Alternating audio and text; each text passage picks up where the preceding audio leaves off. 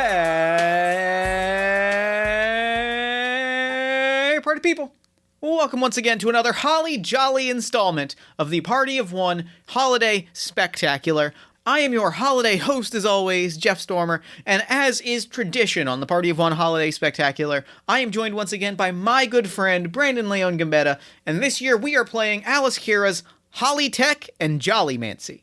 Hollytech and Jollymancy is a Powered by the Apocalypse game about defending the North Pole on Christmas Eve, the night when Santa Claus is forced to lower his defenses to go out into the world and deliver presents to all of the children on Earth, which is also the night that the North Pole is most susceptible to threats from the outside.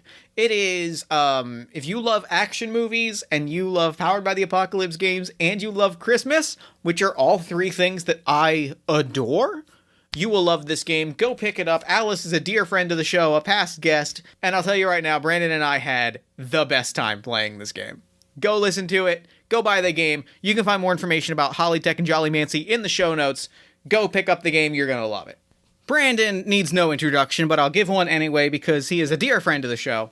Brandon is the superstar designer of Pasión de las Pasiones, the telenovela Powered by the Apocalypse masterpiece. Brandon is also a principal player on Protean City Comics, one of the best actual play podcasts in the world. You can find Brandon on Twitter at @BLeonGambetta. You can check out all of his work there. It's all linked. It's all good. You can find all of it in the show notes. Honestly, everything he does is gold. And he's one of my best friends. So, it was such a pleasure to have him back on the show for this wonderful holiday tradition. Now, two quick things before we dive in. One, a very quick plug. At the time of this recording, it is 4:01 p.m. on December 23rd, Wednesday. Tonight, at 8 p.m., on the day of this recording, the day of this episode release, if you are listening to this moments after it is released, you have 4, maybe 3 hours until a very special Twitch stream. That's right. Talking Nog, a yearly tradition honoring a yearly tradition. Talking Nog is the world's foremost, and to my knowledge, the world's only eggnog enthusiast podcasts. We take a look at the past, present, and future of everyone's favorite eggy, boozy, creamy, spicy Yuletide treat. We're going to look at some listener photos. We're going to answer some listener questions. We're going to share a few recipes, and maybe, just maybe, we're going to have a little fun along the way. Tune in tonight, Wednesday, December 23rd at 8 p.m. sharp on twitch.tv/GMJeffStormer, or head to bit.ly/TalkingNog on Christmas Day for the audio version. Thanks, and happy nogging. And second, I just want to take a moment to say, no matter what you celebrate, even if it's nothing at all, I hope the end of the year brings you a chance to recharge, relax, connect with the people that you love, whether that's your blood family, your found family, or something else altogether, even if it's over a Zoom call or a quick phone call. And I hope that when it's darkest outside, you find a little light, because to me, that's what the holidays are all about. Now, with all that said, let's throw it over to me in the past so that he can get started with the show. Take it past me. Thanks, future me. This week, as is tradition, who are we to violate sacred... technically, this is what, number 5? I think so. Yeah, I think so. We cannot. For the 5th straight year, I am joined by Brandon Leon Gambetta. Brandon, thank you so much for coming back onto the Party of One Christmas Spectacular. Thank you so much for having me. I've been looking forward to this, all through the year. I'm getting emotional just talking about how many years we've done this together. Having a Christmas episode with you is legitimately, has just become part of my Christmas life. It's one of the things Likewise. I know and look forward to. Likewise, I agree completely. As with other years, I'm wearing a Christmassy color. I was not able to put on a Christmas sweater because that would be too hot. Fair. But I've got a red audio line and a nice warm nog. Yeah, hell yeah. Here's to that. I've got my traditional less talking, more noggin sweater on. Love it. And I'm ready to make some magic happen. Brandon, real quick though, before we dive in, why don't you let the lovely people know once again who you are and what they might know you from, and anything you've got going on you might want them to know about. Sure. I'm a game designer and podcaster. I wrote a game called Pasión de las Pasiones, which has kickstarted and is coming to you in 2021. I'm so excited. It's a game of telenovela, drama, and romance that uses the Powered by the Apocalypse engine. It's really, really good. You should check it out. I also am a host of the game design podcast, Stop, Hack, and Roll, and a GM and player on the Masks a New Generation actual play podcast, Protean City Comics, which is a very superhero comic based actual play that we really try to like aim for getting really comic booky, which has been a lot of fun and has included and will include more of soon the incredible Jeff Stormer. Hell yeah, I'm very, very excited. We've been talking about it today, and I have so many notes already about the Protean City episode that we're going to record. I'm so pumped. I am extremely hyped. Oh, it's going to be great. Are we ready to get into this and make some holiday magic happen? I think so. We've got a couple questions to figure out from the beginning, but let's do this. I'm pumped. All right, we are playing Alice Kira's Hollytech and Jollymancy, opening crawl. Christmas Eve, the big night. A year's worth of preparation all comes down to this. Not only the busiest and most anticipated evening of the year, but also the moment when the North Pole is the most vulnerable. Defenses have to be lowered to enable delivery. The best agents are preoccupied with keeping things on schedule or exhausted from last-minute preparations. And the big man himself relaxes his all-seeing eyes to focus on the task at hand. It is the most wonderful time of year, and the most perfect time for malevolent forces to strike. Love it. I'm so excited. I'm so pumped. This is going to be great. This is going to be so good. Christmas is in danger. The North Pole's best agents are isolated in the field and exhausted from preparations. It is up to us to save Christmas. Yes, it is. So this is a Powered by the Apocalypse game. It was created for the Stop Hack and Roll New Year, New Game Jam 2K17. Oh my It is gosh. inspired by adventure movies like The Santa Claus, Arthur Christmas, 'Twas the Night, Prep and Landing, and The Ultimate Christmas Present. And we're gonna stop a villainous plot and save Christmas today. And I couldn't be more excited. I'm so excited. I'm so pumped. This is going to be great. This is gonna be great. To do that, first off, should we make our agents first, or should we come up with our villainous plot first? I'm actually super good either way. What does your heart tell you? Let's run down the book and create our agents first, because I do want a scene of what everyday life is like for us before all heck breaks loose. Yeah, that's pretty traditional PBTA, so that checks out. And traditional Christmas movie, really. Definitely. I've been watching a lot of them, and so we're gonna roll 3d6. There's a 3d6 table, and I'm gonna roll 3d6 because that's how I live. I'm gonna roll 1d6 3 times. I got a reindeer that works in maintenance whose specialty is Jollymancy. I will be playing a Hollytech snow bear that works in scouting. So I'm a stealthy scout snow bear.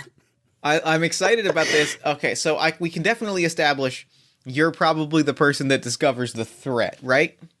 I feel like that makes sense, yeah. All right.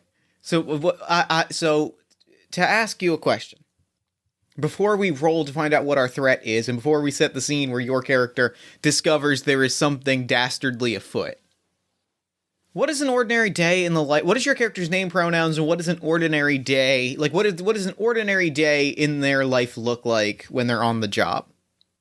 I'm gonna go ahead and take a name from Baby LG's stuffed animal collection, and this is Bud the polar bear. Bud's Bud normally the a polar raccoon. bear. I love it. I like Bud. I'm gonna go with he/him pronouns, and Bud is just this. He's a big polar bear, like broad of shoulder, stands taller than even a lot of the other polar bears, and like really like a lumbering fellow until it's time to sneak. And then, silent as the falling snow, he blends in. Most of the time, he's not on duty because, you don't have to do a whole lot of scouting at the North Pole. So he reads a lot of books. He does some little whittling. He takes bits of Christmas trees and whittles them into little flutes that have never made the cut in terms of being delivered to children around the world. But he enjoys it, and so he keeps on sticking to it. So average day, gets up, has himself a nice warm nog, at the barracks, BEAR, barracks. Sure. Appreciate it. Yeah. Goes, reads a couple of books. He goes to a choir. And then if there's anything that needs to be checked out, he checks it out. Otherwise, it's just cuddling up with a noggin of book. Except for the one day a year where it's go time. Oh yeah. It's a real feast or famine job, right? Yeah, like it's a real ordinary drills until it's go time. Exactly. I am playing Fixer the Reindeer. Fixer, also he, his pronouns. Fixer is a senior sleigh technician for the North Pole's transit and logistics team. Fixer has been at this job for a very, very long time. He's an older reindeer. He never landed on the actual toy delivery team, partially because he didn't want to. Okay. Because he is not a traveler. He is a homebody. He does not like to. Every time somebody's like, "Well, you should go see the world," he's like, "Why? I don't want to go out there." It's warm out there. Yeah. There are pirates out there. There are, and quicksand. There's quicksand. I don't want to deal with quicksand. The Bermuda Triangle. I am not getting Bermuda Triangled. Definitely I have not. a list of things that are not going to happen to me, and Bermuda Triangled is top of that list. Do you want to get Bermuda Triangled? Because that's the kind of talk that gets you Bermuda Triangled. Certainly not. No one wants to be Bermuda Triangled, and yet people keep risking it and flying over the Bermuda Triangle. Yeah. So, as senior sleigh technician, it is his job to make sure that the sleigh is up and running, that the bits and bridles are in place, that there's ample storage for the toys, that the magic bag does not flop around, because then you risk a toy falling out and then Santa's got to go get it. Yeah. And then, then you've got a single dad who's just trying to get through the holidays and finds the toy and decides that he's going to deliver the toy. And then Santa Claus and the single dad have to team up and deliver the toy together. And that's the kind of fiasco that really makes the whole department look bad. Yeah. And I'm going to be honest, single dad and Santa team ups have gone so poorly so many times. You hear about the good ones. Yeah. You hear about the heartwarming ones where the single dad realizes that he knows more about his kids than he thinks, and that he's a better dad than he's let on. You don't hear about the 17 where the single dad, where him and Santa are alone in a car for an hour, they don't speak, they deliver the present, and then they go their separate ways. Yeah. It's not the best. You don't hear about those stories, and I guarantee you they happen. Yeah. And I know they happen because every time they happen, my team gets a JIRA ticket, and then we have to deal with a whole ordeal. I'm okay. Fixer can be found in the sleigh garage. He's got a little dog bowl full of coffee. Excellent. Then he sips throughout the day. He'll go and he'll lap it up, and then he'll go and do something else. And the coffee gradually gets colder throughout the day, but it kind of keeps him from drinking too much of it, because you know how you get when you drink too much coffee out of your dog bowl. Yeah.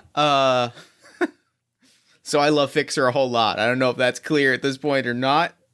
I love that both of us rolled an animal and we went dramatically different directions. Like I'm a polar bear that has a library card. And then you use a dog bowl to drink out of. Perfect. So I think the ordinary day is he's in the docking bay. He's got his coffee. He's got, at this point, the sleigh is mostly loaded. All of the checks have been passed. The backup sleighs are in order. This is kind of, the nice thing about being in the sleigh division is you work, and then by the time Christmas actually comes around, that work is already done. True. You're doing all your work in September, October. By the time December rolls around, you're kind of good. So it's mostly just flipping through magazines and being like, yep, no, this is great. We're just running checks. Everyone else is stressed out, and it's like, we're just keeping it going. That is a magnificent panettone recipe. I'm going to save that. Exactly. So now you rolled a Jollymancy character, right? Yes. Okay, so your work is primarily in the magical sphere of things. Yes. The sleigh itself, like you would think would be Hollytech, but the truth is, like, you know, even the most advanced Hollytech that we've got doesn't cover the sleigh, right? Yeah. The old man, the big guy, he pushes it old school. He insists. He's been insisting for 2,000, as long as I've been here, a couple thousand years. He's been insisting that sleigh's got to run on magic. Hollytech can't hold up the job. That checks out. Now, I mean, I'm not going to argue with him. I do think there's some incredible Hollytech advancements that are really going to blow his mind, but I'm also not going to complain because my degree is in Jollymancy, and that's going to keep me employed. Call that job security. Exactly. We're simultaneously like very heartwarming and also very corporate. It's very funny to me. Okay. Yes. So you are out on the job. You are doing one of your hourly patrols. When? Would you like to roll 2d6 or 1d6, and I will roll the remaining dice for our. Why don't you roll the first dice? Okay. I'll roll the first dice. Give me a d6. So now we're rolling for reference, is this is going to give us the adventure that we're going to go on and give us the plot that we're going to stop. We have some d6 tables. Each one gives us a GM move that we can use whenever a player rolls 6 or minus, or anytime we feel right. This is going to give us a move that we can use against our characters. We've got a long-forgotten deity. Hell yeah. So that's fun. That's very fun. We have our long-forgotten deity wants to duplicate. Okay. All right. Let's see where this goes. The red-nosed reindeer. Which will drain all the love from the world. And ruin Christmas. Great. Wow. Excellent. Okay. I feel like I have the exact pitch for you. Okay. I gotta think about a long forgotten deity. Can we start? Okay. All right. Opening shot. Are we a movie? Are we a Rankin and Bass movie? Yeah, we are. Okay. So opening shot, we have Rudolph, and he's like the reindeer. I think are all non-anthropomorphized, and so he's kind of like going about, or partially, in the kind of like half and half zone.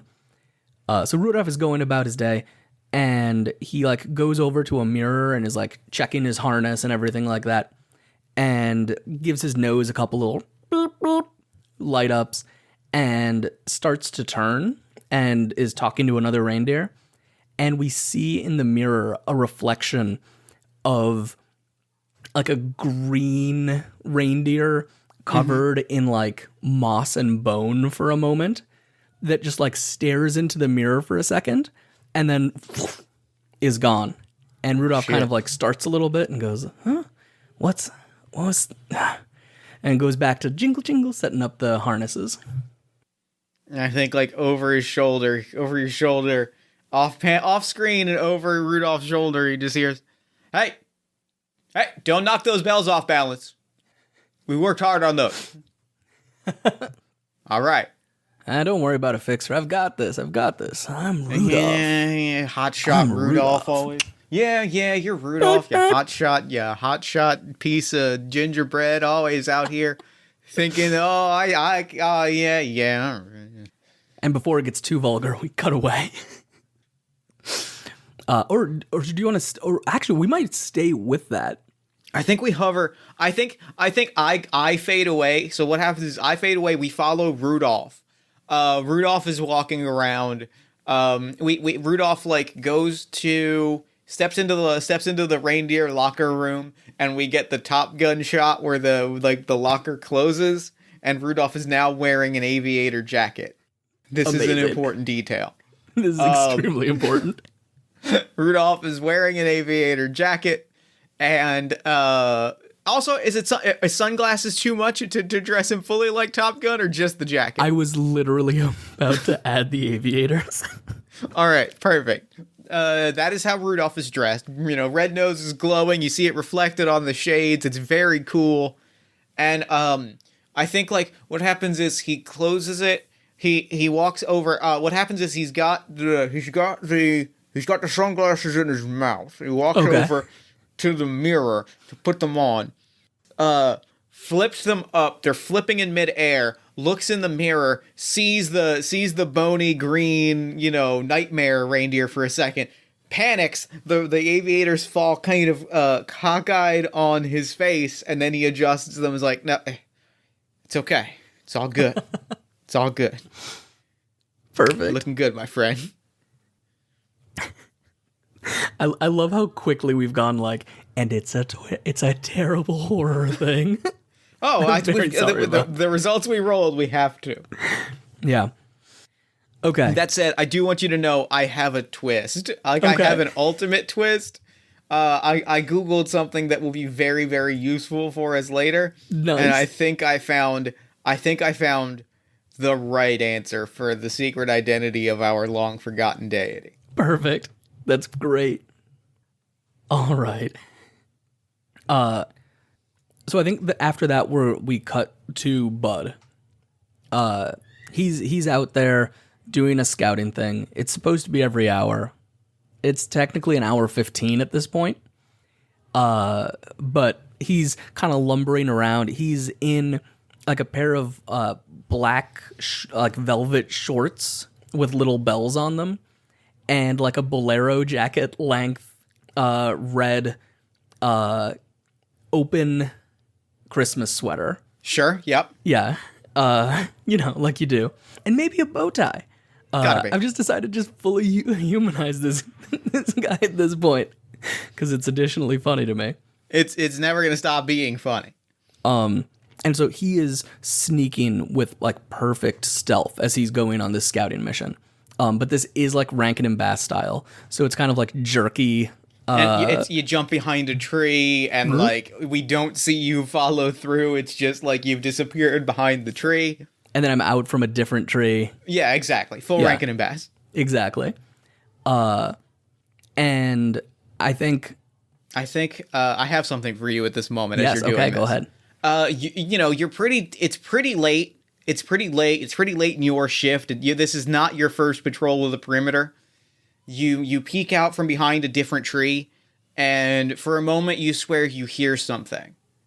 And then you look and there's nothing. And then the wind rustles in a way and you swear you hear something until finally like the trees shudder and everything shakes and you look overhead, and for a brief moment, like a full skeleton sleigh and reindeer come out from behind the tree, tear through you like the ghost train from Ghostbusters, where it like phases directly through you as all 8 of these spectral reindeer, led of course by a skeleton reindeer with a flaming green nose like a nightmare, tears through you, uses through you, and then you're just left standing there. Whoa, that was... And then you look around and they're gone. That was pretty weird. And he kind of like pats himself down and reaches inside the jacket, and he pulls out a piece of Hollytech workmanship. Okay. It's a Game Boy, like the old-fashioned Game Boy, and it has 4 candy canes stuck to it to kind of make antenna. And like the buttons all have been replaced with sugar plums. Of course. And so he starts he's turning it around, and like it has the Game Boy camera style visualization as he's like moving it around the land, trying to like see if he can pick up anything, see what's going on. Give me this sounds like you were employing Hollytech to resolve an issue. So I'm going to ask you to roll 2d6 plus 1 for each yes to the following questions. Is this tech handled by your department? Yes, it is. I am a scout. Are you a certified Holly technician? Of course I am. Does this follow Christmas spirit protocols? You know what? I think protocol is to call it in think so. Then do the search because of family togetherness and everything. Sure. So I think no, Bud's a loose cannon. Bud is a very slow loose cannon. I'm glad that we've discovered this early. So roll me 2d6 plus 2. Oh God. One of my dice went flying. That is that's a 7 because it's a 5 plus 2. All right. On a 7 and a 9, the issue is solved, but your tech has a glitch. I think the So I think the issue is solved means like I can verify something was there. you know what was there. Yeah, you get an idea. Like you confirm that what you saw was not a hallucination. Like you know for certain what it is. I will say the glitch is that it doesn't persist. Oh. And when you go to look at the records, there are no records of it. Like it's spiked, but there's no actually I'm going to make it even more complicated. Nice. The sensor spiked on it, right? Like it picked up there was holiday magic energy in the air. No holiday magic in the air. But it didn't usually, like there's a recorder that will record the area and get some like camera footage. None of that like recorded. When you look back at those timestamps, there's just static. So you have this spike, but you have no record of what caused it. You saw it, but you have no record of what caused it. Sounds magical to me. And he like puts the thing back in his jacket, and it fits in way better than, like, it definitely is way too big to fit inside the jacket, but they're not going to animate a jacket that works well. No. And he goes to like pull out a cell phone, which is just like a standard cell phone. Yeah, sure. Yeah. And starts to like dial it, and he's going to be going like off screen as he's starting to say, "Hey, Fixer, anything weird happened to you today?" And I think I'm actually going to say that I would love it if you didn't call Fixer, because I have a setup for this. Sure. Yeah, cool. So I'll call. Should I call back to the home base for? I think you're calling back to. I think you're calling back to HQ. Your superior, whose name is Grizzles. Nice. Is Grizzles a growler bear? Yes. Nice. Grizzles the growler bear. She's your boss, and she is, no one has been at this longer, right? Like, no, yeah. Nick Fury, who's that? I don't know them. In fact, she has the eye patch. She's very much a Nick Fury motif here. And I think we cut to the North Pole, post sleigh run, or post departure Christmas party. Oh, okay. Oh no. Things just got so much more complicated. The sleigh is off in the air, and the sleigh is off.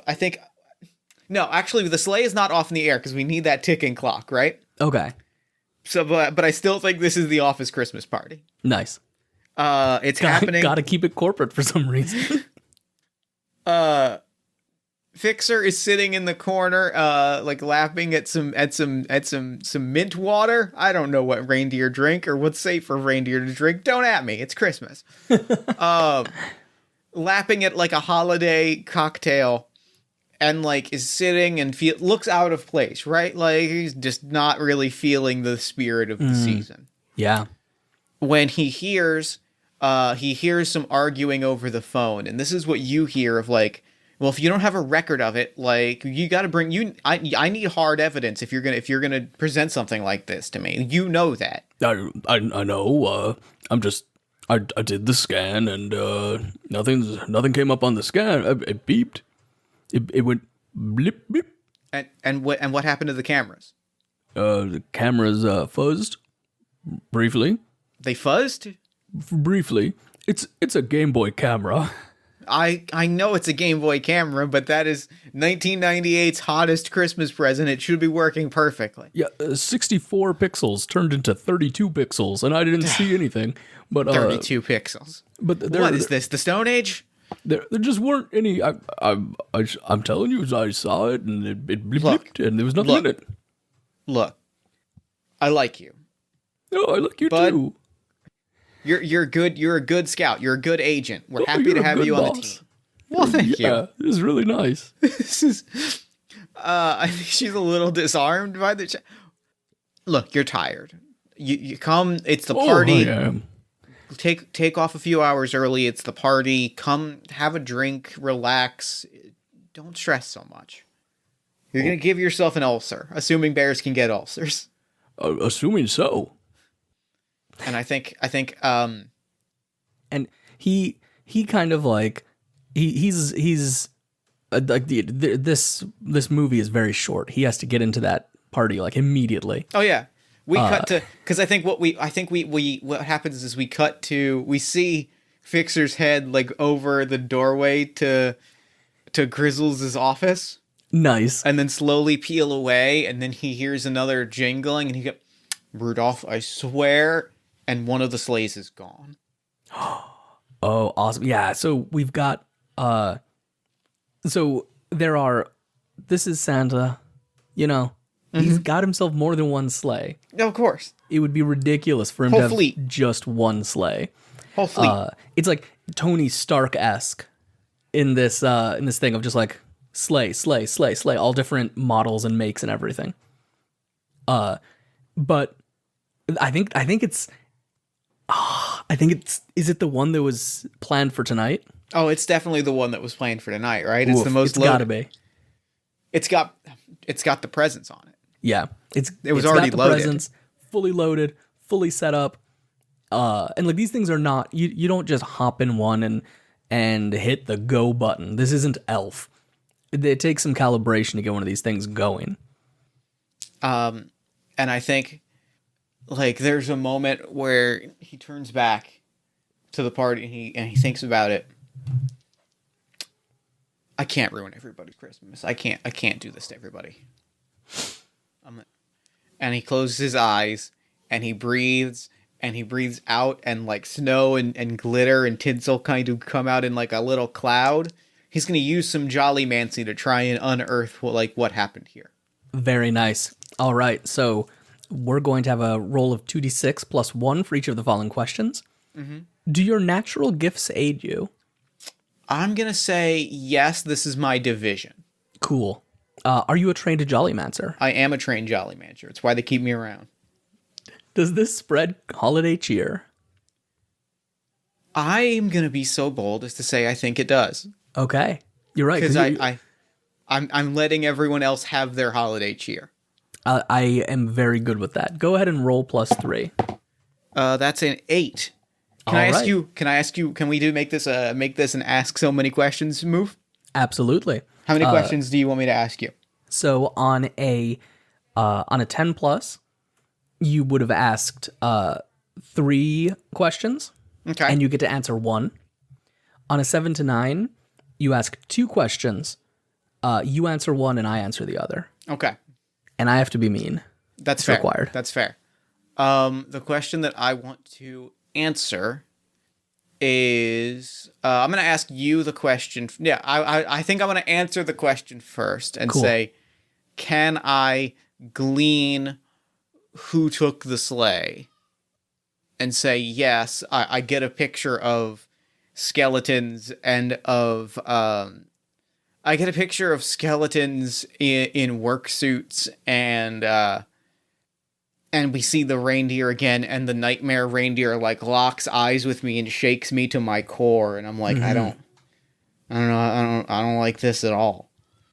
And the question that I'm going to ask you, I'm trying to think of what question I want to ask you.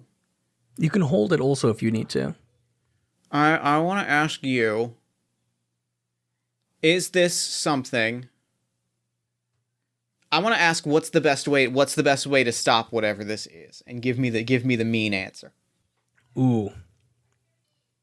Let's set some stakes. Let's set some stakes here. Let's set some stakes. Okay. There is no solving this. From the ground. You're going to need to like directly there's no like magical way around it. You need to get to the sleigh in order to even start, and you need to really be able to like drive home the real meaning of Christmas. Okay. Once there. Yeah, so like long distance. Jollymancy has a lot of like these long distance kind of things you can do. Yeah. As well we know like the divination, the Powering a sleigh to travel the entire Earth in an evening. Exactly. Like, this is something that has to be done in Reindeer. Yeah. Yeah. I like that. I like that a lot. I think, where are you when I come back to the party? Okay, so Bud is he's at the party, obviously. He's kind of like leaning on a big candy cane. And he's got whipped cream and cinnamon like all in his whiskers. Cuz he's been having like he's got like a big like huge mug of nog that's like more meant for like the snow giants. Yeah. But he's a big guy, he can handle it, and he definitely cannot handle it. He cannot handle it. And so he's just there and he's saying like, and so it went whoosh right through me. Yeah, just right through me. Like a 5-year-old through wrapping paper. It was just shoof, there and gone. And my Describe the sleigh. What? Describe the sleigh. And Like, whoosh. I am so like frozen faced. I'm like, describe the sleigh. Not what it did, what it looked like. This is So a sleigh, it's like it's got swoopy things on not both just sides. what a sleigh is, what this sleigh looked like. Oh, it's But covered you need in... to you need to listen to me. Huh. And I bring up my hoof and I'm like pointing it at my eyes like, you need to listen to me. I need you here. And Bud is just like, because he's a bipedal polar bear, he's just like so much taller. And he's trying to like hunch himself down to kind of like make this work, but it's kind of just like an awkward sort of dance up and forth. And he says, okay, it had a skeleton, a big scary skeleton reindeer in the front, and it had some bones, and it was just real ghostly, real spooky ghost stories kind of situation. Like Christmas is long, long ago. Of course. We're all familiar with the scary ghost stories and tales of the glories of Christmas is long, long ago. Exactly. Great story, Bud. Great story. Everybody, I think it is almost time for the pie eating contest. Everybody you don't want to miss out. Bud, can I talk to you over here? What? But, oh. And he just, like, gets dragged along. What's going on? I think Bud, like, walks you back and Have starts... you got a pie strategy? I'm going to cast a little more Jollymancy here. Oh. To try and, like, I'm trying to mind meld with you is what I'm trying to do here. Okay. So, do your natural gifts aid you? They do not. Are you a trained Jollymancer? I am. And does this spread holiday cheer? This does not. Okay, it's just a +1. That is still a 10, though. Oh boy, okay, good. I was worried about what the sacrifice would be.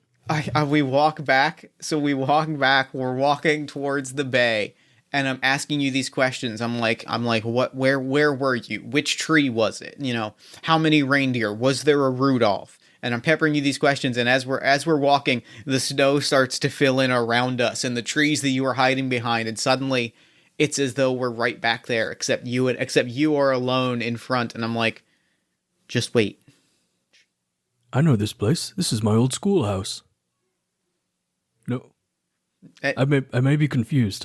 I think, and I think, like, as I'm just like staring at you, like hoof halfway in the air, the sleigh comes back down and tears through you, and for a moment, like, I see the scroll work on the side of it.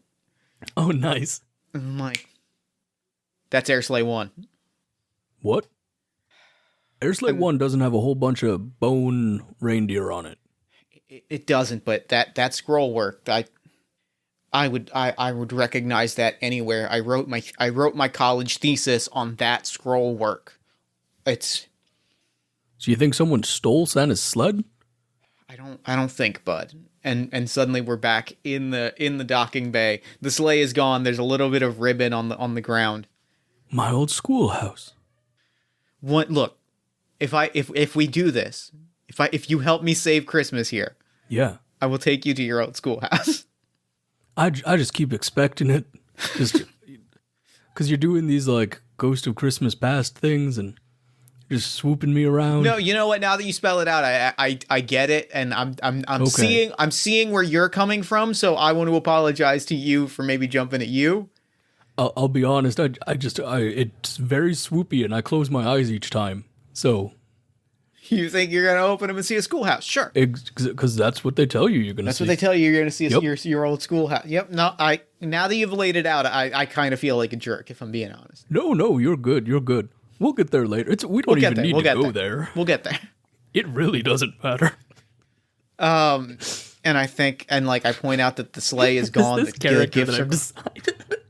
I love this character so much. Brandon, do not apologize for this wonderful character. In Rankin and Bass, it's very important to have one character that really has it together. Yep. And one who really doesn't. It's true. You're exactly right. And I'm happy to fall into the role of the character that has it together. Yeah. Especially because I feel like I'm quickly going to be out of my element in a little bit. We can't tell anybody. Okay. Hey, can you imagine the crisis level that this place would undertake? Can you imagine we can't spread Christmas cheer if we don't feel it ourselves. That's true. And Christmas is a time for telling the truth. It's time for telling the truth. You just told it. Exactly. I don't want... I was here. Were you here 7 years ago when the status went from green to red? It was before my time. It was very nice, actually. The red lights are just as pretty as the green ones, but everyone got real stressed out. So, we got to solve this ourselves. Let's do this thing. And clap my hooves together. Okay. And I think it's on us. It's on us to save Christmas. I think it's time for us to steal a sled. Does that sound right? I think it is. That sounds right. I think we're both going to have to roll for this because I think as much as I talk about the sled being Jollymancy, I think there's a little bit of both. Okay. I think they've outfitted them all like pretty heavily with Hollytech to supplement the Jollymancy. Sounds good. But I think even before we get there, we're gonna have to get past Grizzles. Yeah. I think she's in the she's like in the hangar. I think she appears behind us in a Batman Nick Fury move. I was gonna have her like smoking a mistletoe cigarette, like secretly. Oh, she's still smoking the mistletoe cigarette, but she's appeared behind us, in her mouth Nick Fury style, big mistletoe stogie sticking out. What do you two think you're doing? Hey, Grizzles? Look for yourself, Big Bear. I'm just at the party. Got my nog. Got my friend here. Fixer. You know Fixer? Yeah, we've met. How you been, Grizzles? Been all right. What are you two doing hanging around here? Take a look for yourself. And I gesture over my shoulder, and the sleigh is not there. And she just immediately, grabs both of us by the face with a hand with a paw over each of our mouths, and just pulls us into a shadow, and it just goes, "What the jingle bells is going on? That's the big man's sleigh that's missing. Where did you two take it?" We didn't take it. Cotton-headed ninny muggins. Where did you take it? That's the thing from Elf, right? Yeah. Okay. We didn't. You need to listen to me. I think you're trying to overcome an obstacle here. I think so. Are you? Are you using? I think this is more jolly. Is talking to someone more Jollymancy? I think so. I think especially because I kind of want to my word is law type situation. Kind of. Oh wait, your word is law type situation. Yeah, you need to listen, and then it echoes out, and it becomes like a burst of magic. Okay, because I was gonna say that because I feel like Jollymancy seems more emotional, and Hollytech seems more authoritative. Okay, then let's roll But if you're Hollytech. using magic, I feel like that ties in. No, I'll roll Hollytech. I'm trying to be the authority here and be like, no. I think that's Hollytech. I'm sorry. All right. I know that's rougher. Is this handled by your department? This is handled by department. Are you a certified Hollytechnician? I am not. Does this follow Christmas spirit protocols? 100% no. Oh no. Roll +1. That's an 8. That's an 8. Okay. So on a 7 to 9, the issue is solved, but technology is gonna have a glitch. I think I've got it. Okay, go for it.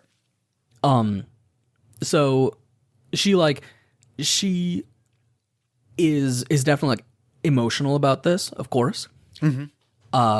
But she sees that like you're on the sleigh team, you know. You're not on the sleigh team, but you're on the sleigh team. Yeah. And the glitch is going to come in a second. We're going to come back to it. Okay. She says, you have it under control? I would love to tell you yes, but I'm going to tell you I will. Okay. Do you need any support other than this one? And she gives a nod towards Bud. And I throw a smile, and I think we get like, what's Bud doing as we're having this like intense heart to heart? Bud has realized that he like smeared a what are those peanut butter chocolate like cookie candies? Oh, I know the ones you're Bullseye. talking. Yeah. He's realized that he's like smeared a bullseye into his fur, and he's kind of like trying to like pick it out and get at it, but he's got just like big furry paws, and so he's just got like peanut butter just all down his front and on his paws and in his whiskers. He kind of like missed part of the conversation, and he looks up and he goes, "Yep, I think there's not a better agent out there to do what we need to do today. All I can ask from you, Grizzles, is for old time's sake, keep things calm out there." And she nods at that and says, "We'll keep it at green." That's all I can ask. And how do reindeer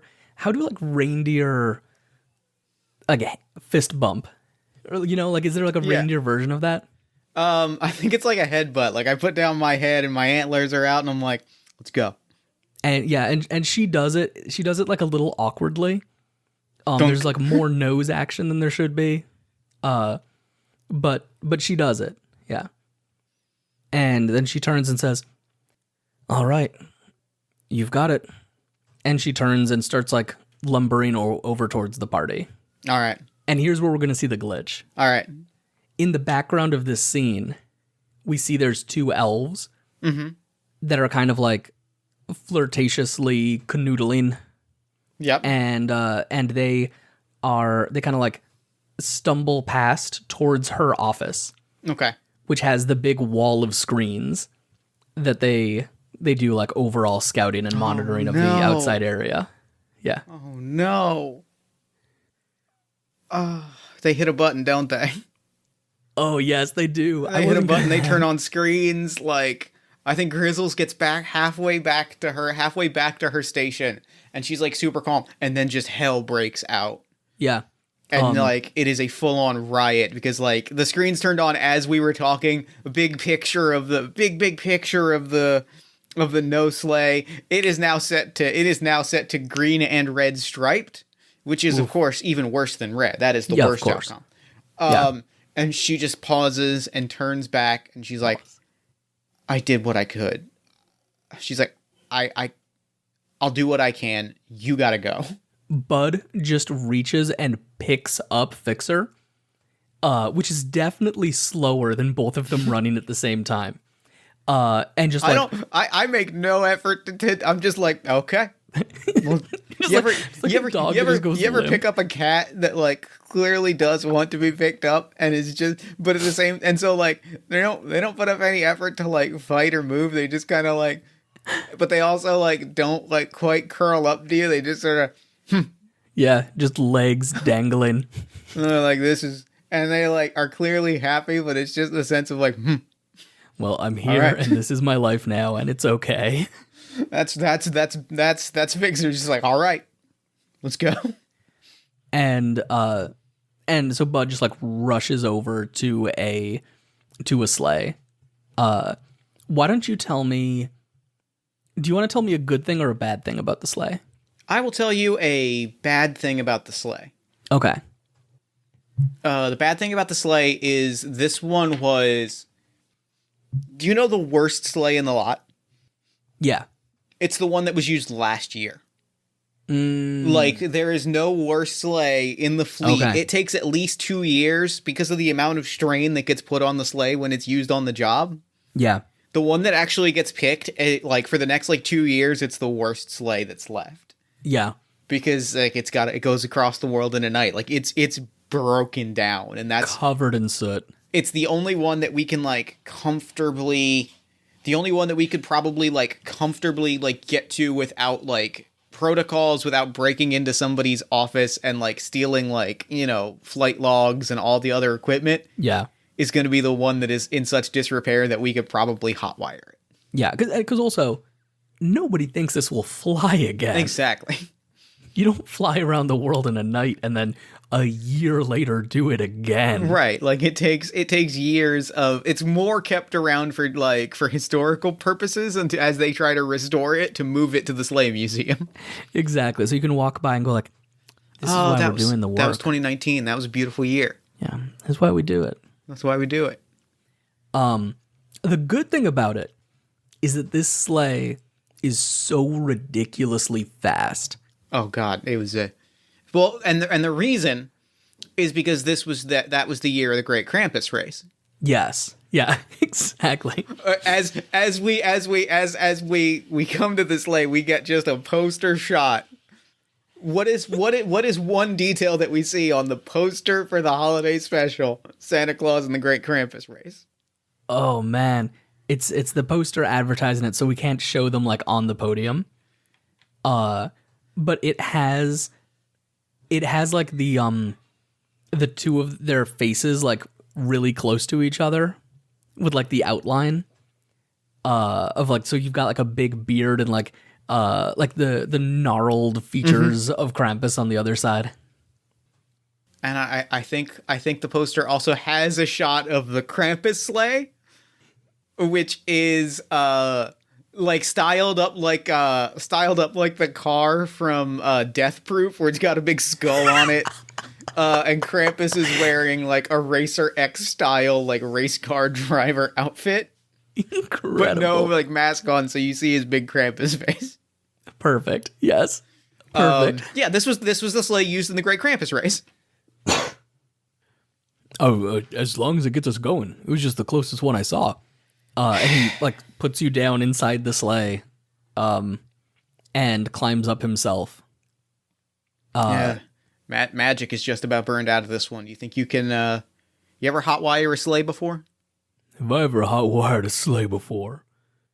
No. Well, there's a first time. Well, there's a first time for everything. And I elbow like a box, and a bunch of wires fall out. And Bud just like sticks his nose into it, and like his full face is like basically inside like this glove compartment style thing with his paws kind of like trying to work their way in as well. And he's gonna go ahead and just try to like reroute the Christmas magic is what powers it normally.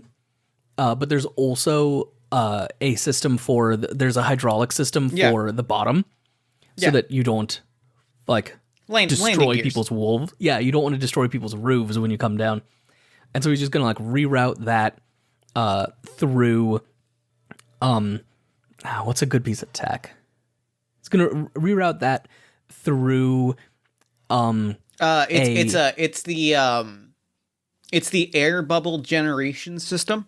What it does is it creates like, it is a series of like positioned like fans that essentially blow in such a way.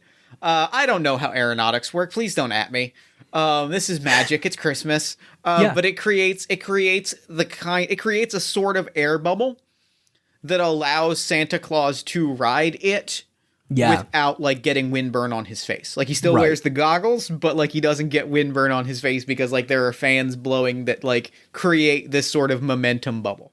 Right, because he needs to be able to be heard by the reindeer. Yeah. When he shouts, like, on Dasher, on Dancer. Yeah. And so I'm going to just reroute that to basically, instead of protecting us, shoot air behind us. Excellent. And I think I am going to, like, close my eyes and start whispering a little story to, like, guide us to where we are. And here's what I want to call for. If I may call for a double move, a rare double move. This is going to be a hold 3 move. Okay. 10 plus, we can hold 3. Okay. 7 and 9, we hold 2. Okay. On a miss, we still hold. On a miss, we hold. Do you prefer we hold 1 and something bad happens, or we hold 2, or we hold 2 and something bad happens, or do you have another idea for what a miss would be? Or maybe a miss is hold 0 and then something bad happens. How about on a miss, we hold 1, but as soon as the hold is spent, catastrophe hits. I like that. I really like that. All right. And then on a 7 and 9, I'm going to say, like, a move is triggered. You hold 2, but a move is triggered. Perfect. I like this element of PBTA design on the fly. This is great. It's great. I love doing that stuff. All right. So I'm going to roll Jollymancy. You're going to roll Hollytech. We're going to have our hold moves. And what we're going to use those hold moves for is this is going to get us to the sleigh with the big boss, who I would love to introduce because I've been doing some Googling and I found the funniest option. Perfect. And my guess is that this is like hold that we'll spend to do for like different maneuvers. Yeah, I think what we'll do is this will get this. This is the I'm kind of basing this a little bit on the prep move from the sprawl, where it's where it's like you roll and that and like in the things that you roll, or a positioning roll in like Forged in the Dark game, where the hold that we're going to spend is we kind of go back and forth and we spend it to set the stage and like pick the things that are going to give us the advantage in the situation. Great. Like set the stage in a way that like we're in a spot to confront this thing. You know what I mean? So the more hold we get, the better prepped we are, and the more catastrophe and or moves we trigger, the worse the worse things are, because the more that the boss can kind of set. Perfect. So why don't we actually can with that in mind, can we change? I think I might want to propose a change to the move. Sure. If the hold that we generate is generated in inverse for the boss, for the GM. Okay. So if we hold 1, the GM holds 3, and that means that the monster that we're facing, the Eldritch Horror, gets to lay out 3 disadvantages that we have. Okay, so on a 10 plus... If we hold 3, it picks 1 advantage that it has. Yeah. And if we get a 7 to 9, then it's 2 and 2. We both pick 2. Cool. I think that's gonna be really solid. Me too. All right, so are we rolling it together, or we're rolling 2 separate times? Let's roll 2 separate times, because I want to lay these things out, because we're gonna have the confrontation. We know the confrontation is happening on the sleigh. Yeah. So like we'll go, and then you'll pick your 2 advantages. I'll pick the 2 disadvantages, and then we'll hand off. Great. All right, so. Do your natural gifts aid you? Do my natural gifts aid me? Not this time. Are you a trained Jollymancer? I am a trained Jollymancer. Does this spread holiday cheer? This is going to spread holiday cheer, right? We're going to see the sleigh. It's going to crash into the other sleigh, and we're going to save Christmas. Sounds good. So that's a roll plus 2. All right. That is a 6, 7, 8. You said 6, and I got worried. All right, so that's going to be 2 and 2. Yeah. So the 2 advantages that I want are, we are flying alongside each other in a way that it is fairly easy to jump back and forth. Okay. So there's enough ground for us to like move around, for us to undertake actions. Like it's not like there's space to move. We're not cramped on one sleigh. Okay. And I think the other advantage that we have is, I'm going to say the element of surprise. I don't think they know we're coming. Nice. What are the two disadvantages? I'm sorry, I'm pulling a reference real quick. Okay. One of the disadvantages is that we have not caught them right away.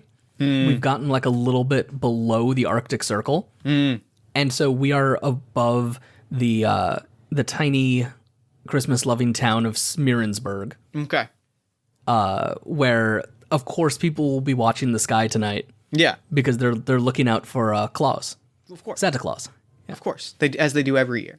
As they do every year. And the second disadvantage... The second disadvantage... Oh, no. I should make it a Jollymancy style disadvantage. The necrotic reindeer. Every step that they take sets underneath it this like green flaming ice that just like drops down, and we see it like hit a tree, and the tree just like shrivels and collapses to the ground. Okay. And so every further foot they go, the more chaos they'll spread. Okay. I love that. Give me your Hollytech roll. Sounds good. Do you want to ask the questions, or should I? Is this handled by your department? No. Are you a certified Holly technician? Yes. Does this follow Christmas spirit protocol? No. All right, give me a 2d6 plus 1. This is the +1 is kind of my it feels like that's where you're living, and I'm here for it. Yeah. Oh my gosh, I got a 9 + 1. Hell yeah. All right. I would love to lay out the disadvantage right up front. Do it. They have a hostage, Brendan. Oh no. They have a hostage. The big man has not shown up in this story because he is tied up in the sleigh next to the Eldritch Horror, who is driving the sleigh. Incredible. You won't get away with this. Oh, that's terrible. Okay. Advantages. The sleigh, normally before the sleigh would take off, there would be the ribbon tying event, and that hasn't happened yet. Okay. So there's like behind the sleigh, there's all of these billowing ribbons that are first off making a beautiful image in the sky. Yep, sure. But also could be used to try to control the sled if we can get some grasp on it. An additional... Man, I need to come up with 2 more. What weakness does this sleigh have that they don't know, or that their sleigh? What weakness do they not know about? Okay. So this has been a very difficult year, and so the requirements of naughty and nice have been adjusted slightly to allow more naughty behavior. Okay. Because we could all use a break right now. Yeah. Yeah. So this is a like heavier sled and with a bigger load of presents, and so it takes turns really slowly. Okay. Yeah. And I'm going to do a little bit of preparing ahead of time that might not help us to get the thing, but might help us in case things go really badly. The presents are held together with like a properly tied sack. Because last year the sack wasn't super strongly held together, and we did lose several Nintendo Switches. Yeah. But this year there's PS5s in there, and PS5s are big and heavy. They are not. No, and people are not going to be happy if those toys get lost. Yeah, and so like it is very tightly secured, and it has like a parachute if things go wrong. All right. So we find ourselves flying next to this sleigh, and we come face to face with the Eldritch Horror. This I'm so excited. This sort of large, misshapen, large hulking skeleton figure. Very much not Jack Sparrow-ish, very much like big giant bones and very kind of like ogre-ish, right? Like, Nice. And is wearing tattered on the edges, very Hulk style, is wearing a gray pinstriped business suit and black tie. And is thrashing and saying, "Down with December 25th, down with December 25th, October 16th forever. People will remember this as the worst Christmas ever, and then my day will be the only holiday that matters. It is time for all of you working peons to recognize that the only true holiday is Boss's Day." Oh, God. It's phenomenal. I specifically Googled corporate fake holidays, and Boss's Day was at the top of the list. God. And I was like, why? What's the worst holiday you can think of? Yeah, that's who we want to be. What's the true meaning of Boss's Day? The true meaning of Boss's Day is work harder. The true meaning of Boss's Day is don't take your coffee break. Boss makes $1, I make a dime. That's why Boss's Day. That's why Boss's Day is great. Phenomenal. So who's steer? You don't have hands. I don't. So I think I'm probably steering the ship would be my guess, right? Mm-hmm. And it is not. I think it isn't graceful. No, God, no. I mean, just partially because the sleigh is broken down, and partially because you are not a trained pilot. I'm not a trained pilot, and it is not being flown by Christmas magic. Yeah. It's being flown by, bursting air behind us. We're like, pff, and, starting to fall, and then, starting to fall. Can you steady this thing for 2 seconds? No. I just thought I would ask. But you know what? Actually, I'm going to try to steady this thing for 2 seconds. All right. If you can steady this thing for 2 seconds, I'm pretty sure I can make a leap. I think I can get onto their sleigh and maybe I'm thinking if we can free the big guy, it won't be easy because we'll have to tear right through Big Boss, but what do you think is But it's a start. What do you think is the mascot of Boss's Day? I don't even know. I'm trying to think. World's. Oh, sorry. Go ahead. Brandon, I don't. It's not this, but okay. I am gonna drop a URL in the chat, and please tell I need to actually pull this image. There you go, Brandon. I need you to see the image that I found, and I'll describe it. I feel like I found maybe the most mascotish representation of Boss's Day that has the most unintentional energy of hoo boy, that's unfortunate. Oh boy.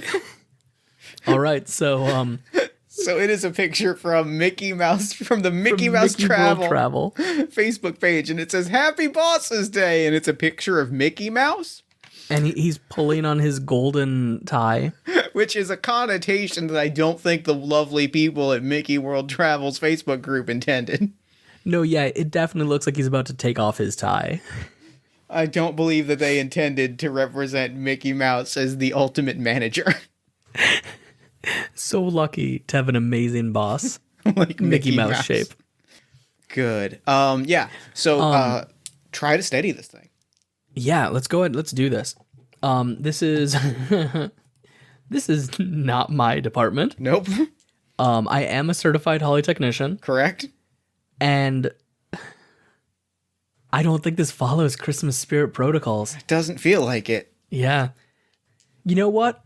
Let's go for broke. I am setting up for ramming. Okay. Yeah. I'm gonna try to take basically side swipe it to like really give you a chance to get on and also maybe knock them off course a little. Yeah, and they don't know we're coming, so I think you're able to do this pretty comfortably. Like I think if you can do it, I think we're in a position where you can ram. It'll burn the advantage that we have the element of surprise, but I think you're in a position where you can ram without compromising the structural stability of our sleigh. Yeah. That is a 9 + 1. Hell yeah, you've been rolling hot today. I've been rolling. I can't, if I could recommend the cartel dice, they're rolling real nicely for me. I think what I will say is, you knock the thing off, and I think Santa Claus comes tumbling out of their sleigh and lands magically in our sleigh. Oh, and like as we hit, there's like candy cane hooks that can come out of our sleigh that are meant for like buildings that the roof isn't stable enough to park on. So you like hang off of the gutter instead. And those just like immediately like latch on to the bosses, to the big bosses, not our big boss, the big boss's sleigh. And he turns and is like, "How dare you? You need to send a meeting notice." And I think I quickly untie Santa Claus's like the ropes around his wrists, and he grabs hold of the handles of the sleigh, and I'm like, "Santa Claus, you drive this thing. I have an idea. We need to drag this thing off course, and we need to do it quick. As long as they've got a Rudolph, the sleigh is going to go exactly where they want it to." "I believe in you, son." "Ho, move over, bud." And he like comes over and comes to sit down and like adjusts his beard and his hat, pulls on some driving gloves. And I'm gonna do what Fixer in his many years never thought he would do. I'm gonna fly. Oh no, let's go. My natural gifts, I think they do aid me. I am a North Pole reindeer. This is in our essence. I am a trained Jollymancer. This is not going to spread holiday cheer, though. Yeah, I think that's a +2. That is an 11. That is a 9 + 2, 11. I fly, like I jump and I fall, and the people of our small Christmas loving village, "Oh no!" When they see me, and then I'm off into the sky, and I'm coming back around, and I'm off in a cloud, and I disappear. And the Santa, the Rudolph nightmare, like flashes green fire left and right, and then I just fall right on top of them and start bashing with my hooves, like, "You little skeleton, so and so!" And we cut back to you and Santa Claus, and it's oh no. But at that point, I don't teach you all that kind of language, right? That's not me. No, that's from DVDs. Oh, yeah, They're rough. Yeah, we're gonna have to have a talk. That's mostly the parents, to be honest. That's not even the kids. I don't even understand. Those ones don't even make sense together. He too many times watching Die Hard. It's not a Christmas movie. It's just a movie that takes place on Christmas. Thank you. Sorry, Jeff. You're gonna get hate mail now. It's all good. It's all good. Bring it. Do at me. I dare you. Watch me flex my block button. Bring it. Anyway. I love Die Hard. I think of it as a Christmas movie. I'm not gonna lie. Me too. All right. Me too. But also, like the people that are like, "It's the best Christmas movie," they're wrong. Though they are wrong. They are 100% wrong. That is our nuanced take. Is that it is a Christmas movie, but the people that say that are saying that because it's not actually. They're saying it because they don't actually think it's a Christmas movie. Exactly. All right. And so, wait, should you and I say the name of the best? I'm trying to find the name of it. Why can't I find the name of it? That's because I mean, Brandon, it's the Christmas Bounty starring Mike the Miz Mizanin from 2013, WWE Phil's production. Do you and I disagree on the best Christmas movie? What is the best Christmas movie? Muppet Family Christmas. Oh yeah, it's Muppet Family Christmas. Duh, Okay. obvious. Phew. So that aside, I think as that's happening, like I am, and the sleigh is tumbling out of the air as I am tackling. I am quickly unrattling the fast, like I'm unfastening the bridles and the hatches and the like all of the things connecting evil Rudolph to the thing, and I'm smashing. Yeah. And it's Rankin and Bass, which is surprisingly dark and violent, and also it's a skeleton, so like I'm cracking bones, like yeah, bones are flying. it's a pretty violent fight scene. And I think this is a game where the villains get moves when you do when you hit them, I think, like masks. Yeah. And so the boss like sees this happening, and there's definitely like a recognition for a minute that things might be going poorly and their plans might be self-destructing. And so of course what they're going to do is cause as much chaos as they can and then declaim responsibility. Yeah. In that tradition. Sure. Yep. And so he just turns the sleigh right towards the middle of Smearensburg, where there's carolers standing around the tree. Like it is very holly jolly. There are two people in Smearensburg right in the center of the park. The tree is right behind them as a young man talks to another young man, and the young man reveals that, yeah, I had to lie about who I was. I didn't mean to, but then I got caught in the lie, and then I started to fall for you. And then the other man is like, why did you lie to me? I don't know if I can trust you. Well, believe in magic. Believe in Christmas. It's a time for telling the truth. And then they start to hug and embrace and kiss. And this sleigh is just hurtling straight towards them. Of course.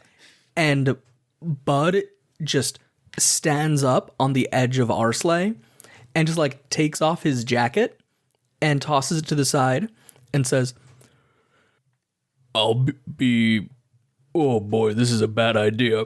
And just like belly flops and hurls himself off to just like try to like land into the other sleigh. Oh, that's very good. I'm going to call that Jollymancy. I think it is Jollymancy.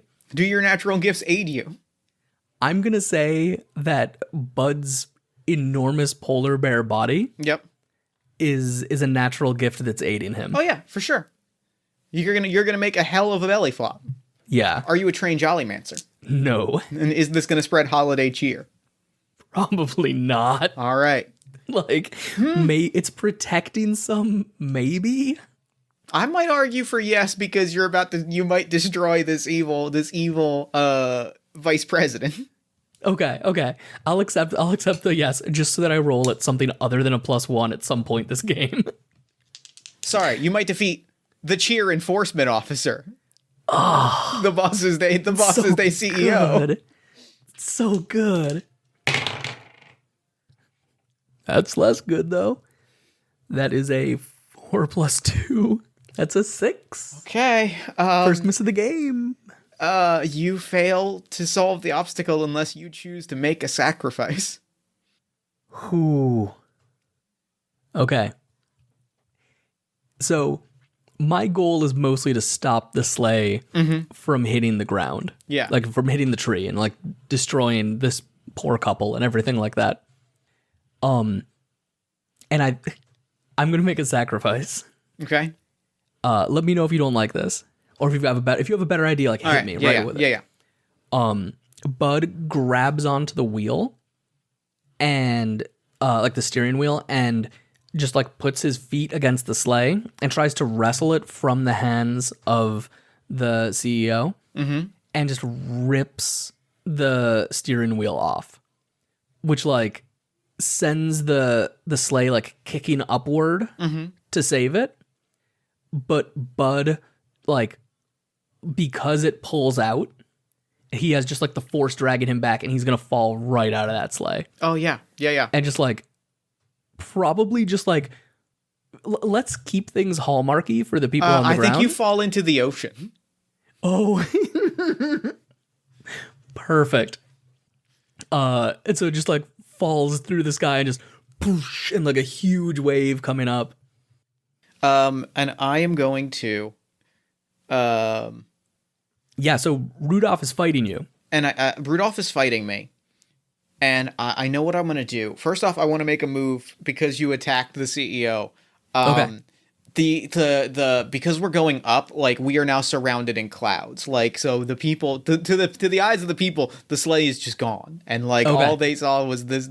And like this is a real low moment. Christmas cheer is low, and Santa Claus has of course started to fade away because people are losing hope in Christmas. Oh no, he's turning back into Tim Allen.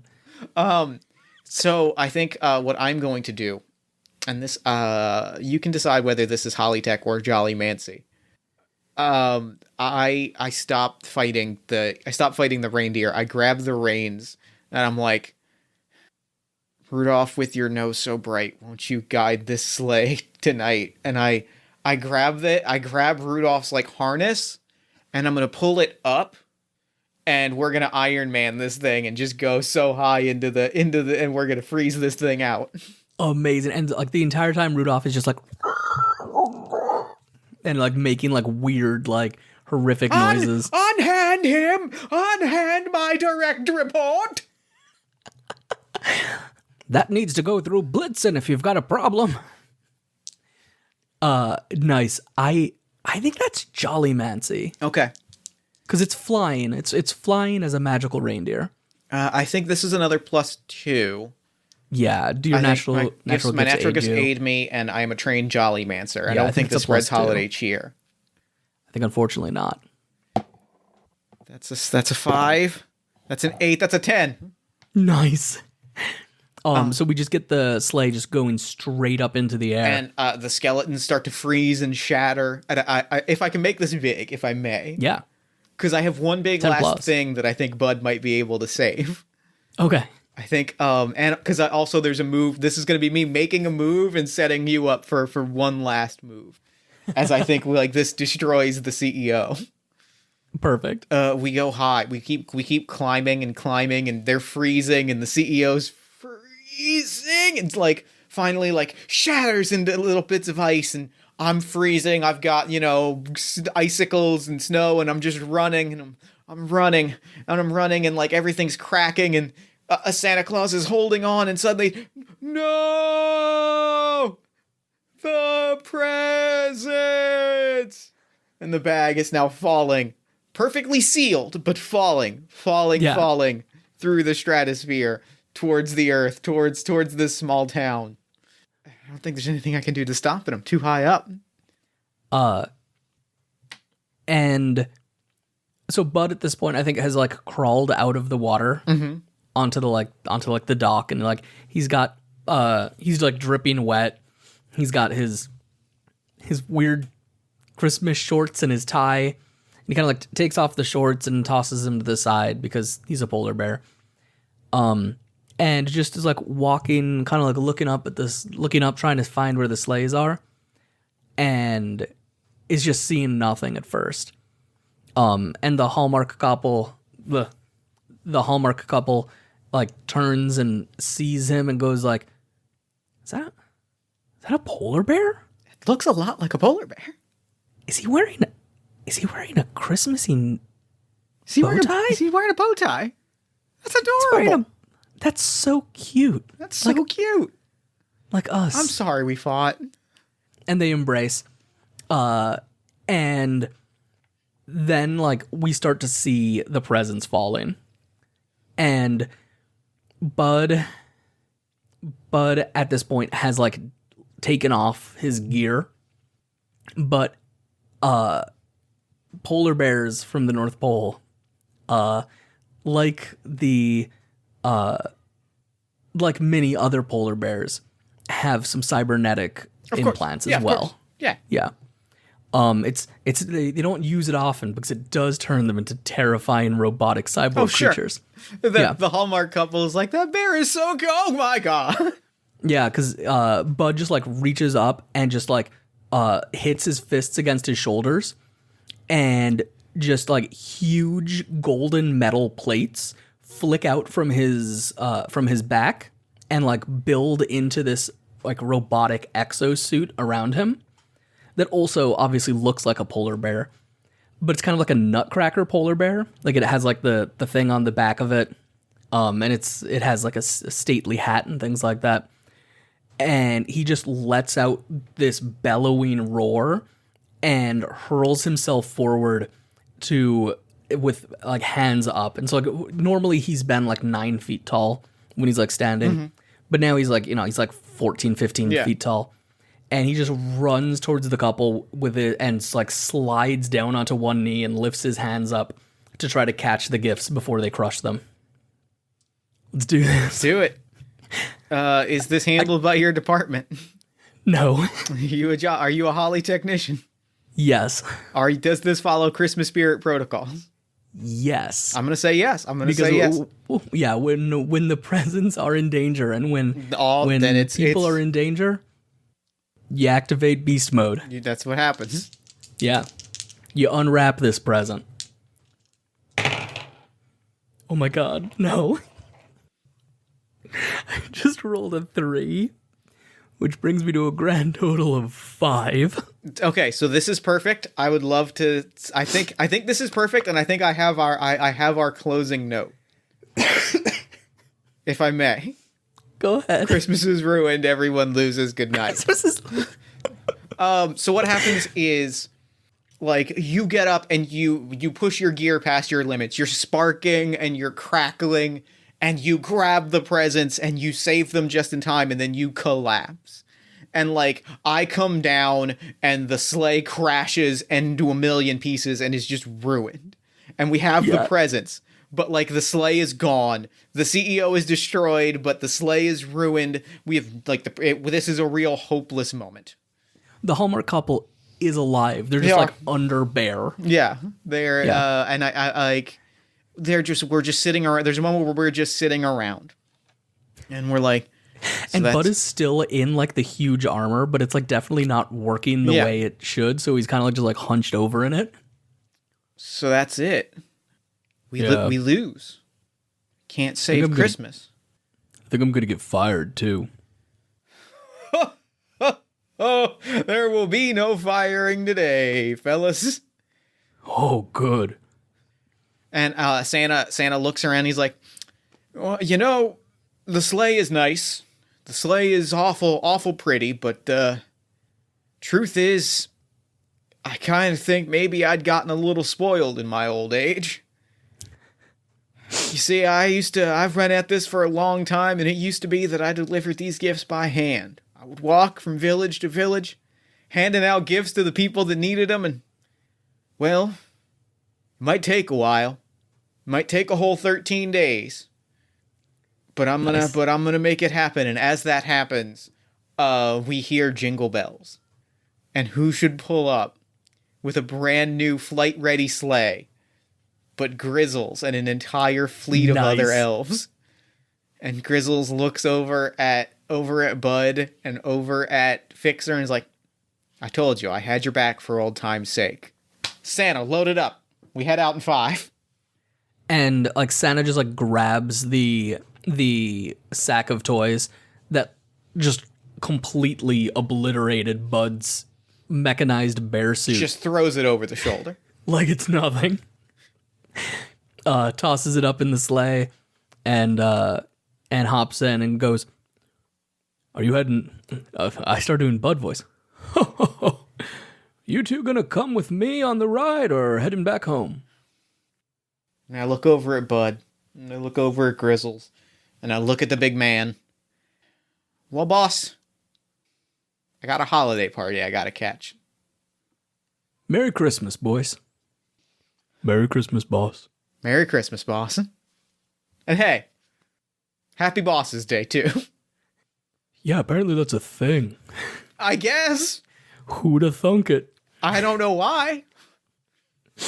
And I think the last shot of the movie just shows Santa like flying off and Bud and Fixer just like walking through the snow, just like casually chatting on their way back up towards the North Pole. That's that. Yep. It's us and Grizzles and Grizzles and the elves went with Santa, and we're just walking back. You ever see the end credits to Mega Man where it's just like the solemn shot of Mega Man walking? That's the ending of the movie. Perfection. And we get back and there's a holiday party and I hold open the door and I'm like, I believe someone's got a pie eating contest to win. Oh. And I think my buddy's gonna share the winning eggnog with me afterwards. Hell. And he like puts an arm around Fixer's neck and we walk inside walks in. And that's game. And that's game. Oh, Brandon, thank you so much. That was the best. Thank you so much, Jeff. That was delightful. I had such a good time. I love these episodes so much. Me too. I love that we just fully go completely into it. It's the best. It is the absolute best experience. Before we wrap up, Brandon, where can people find you and your work online? People can find me on Twitter at @bleongambetta. I have a website as well, brandonleongambetta.com. If you liked hearing me in actual play, then check out Protean City Comics, which is sold wherever your podcasts are found, including this one. We've got a big old backlog at this point, but we're also starting to make like specific playlists that you can use on Spotify that let you like get a little taste of what the show is like without going too deeply into it. It's great. I've raved about how much I love Protean City before. I will do it again, and you cannot stop me. No one can stop me. Let them try. Let them try. And just to call this out real quick, Jeff is going to be on another issue of Protean City Comics quite soon. I am. That, unless I'm wrong about scheduling, that'll be dropping sometime in January. Hell yeah. Hell yeah. Hell yeah. Brandon, thanks so much for doing the show. This is always the best. This is one of my favorite moments of the year. Me too. And for now, I'm going to throw it over to me in the future so that he can wrap up with the show. Hey, Jeff, quick thing first. Yeah. Merry Christmas. Merry Christmas, buddy. So happy to play with you. I'm so happy. This is the best. Take it, future me.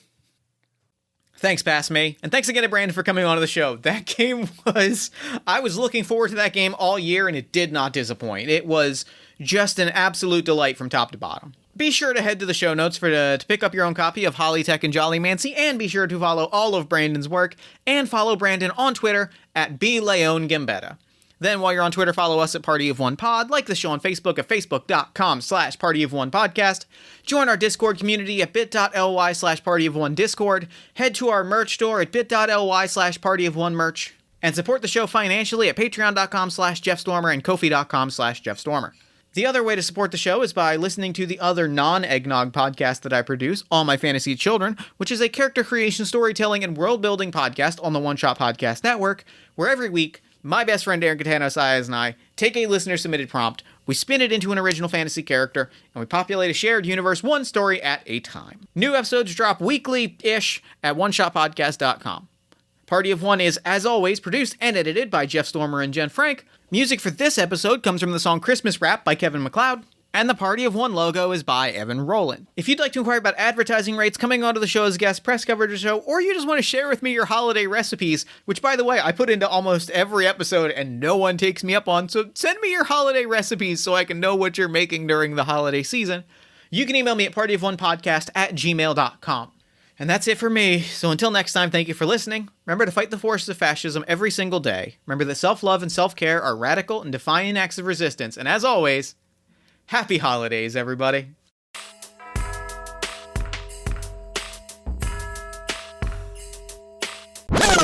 And though it did seem that our Christmas survived, our heroes triumphant and Santa alive, it seems something trembles now beneath the waves, a voice without body from beyond the grave.